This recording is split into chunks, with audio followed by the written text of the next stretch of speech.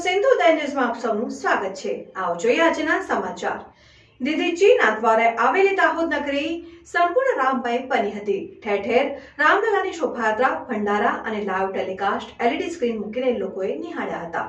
સવારથી સાંજ સુધી વિવિધ કાર્યક્રમો યોજાયા। દીદીજીના દ્વારે આવેલી દાહોદ નગરી સંપૂર્ણ રામમય બની હતી। ઠેર ઠેર રામલલાની શોભાયાત્રા, ભંડારા અને લાઈવ ટેલિકાસ્ટ એલઈડી સ્ક્રીન મૂકીને લોકોએ નિહાળ્યા હતા।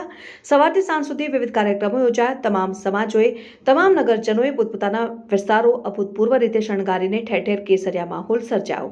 પ્રાણ પ્રતિષ્ઠાના સમયે જય જય શ્રી રામના નારાએ સમગ્ર વાતાવરણને ગુંજાવી મૂક્યું હતું। તો શહેરના ચારેય ખૂણા આતશબાજીના ધમધમાટથી ધણધણી ઉઠ્યું હતું।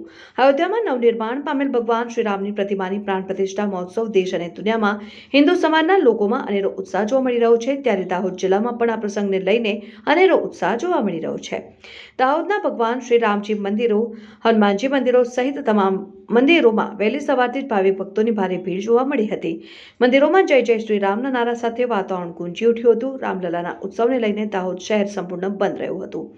ભાવિક ભક્તો રામ ભક્તિમાં જોવા મળ્યા હતા। શહેરમાં ઠેર ઠેર ભગવાન શ્રી રામજીની શોભાયાત્રા સહિત મહાઆરતી, મહાપ્રસાદી સહિતના કાર્યક્રમો યોજાયા હતા। તો સાંજના સમયથી લોકો પોતપોતાના ઘરે દીવાઓ પ્રજ્વલિત કરીને રામલલાનું આગમન કર્યું હતું। આજરોજ દિવાળી જેવો માહોલ જોવા મળ્યો હતો। લોકોએ આતશબાજી કરીને રામલલા પર્વની હર્ષોલ્લાસ અને ભક્તિભાવપૂર્વક ઉજવણી કરી હતી। રિપોર્ટર અજય સાંસી, સિંધુ ઉદય ન્યૂઝ। આજે 500 વર્ષના સંઘર્ષ અને વિરામ બાદ આજે રામલલા વિરાજમાન થયા, એની પ્રાણ પ્રતિષ્ઠા થઈ। સમગ્ર દેશમાં આજે ઉત્સાહનું વાતાવરણ છે।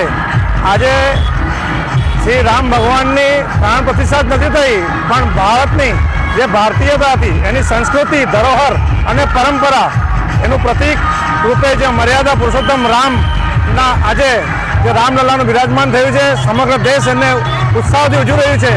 સૌ દેશવાસીઓને, સૌ નગરજનોને ખૂબ ખૂબ અભિનંદન। જય શ્રી રામ।